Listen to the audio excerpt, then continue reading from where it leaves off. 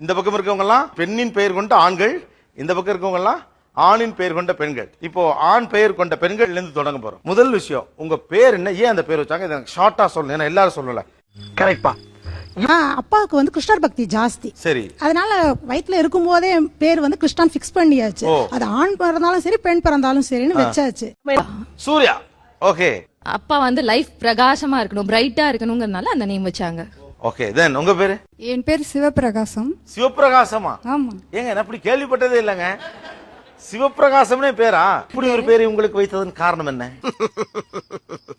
அங்கதான்டா இருக்கு இந்த state பாண்டியோட twist. எங்க அப்பாவுக்கு வந்து 5 குழந்தைங்க, நான் தான் 5வது. ஆ.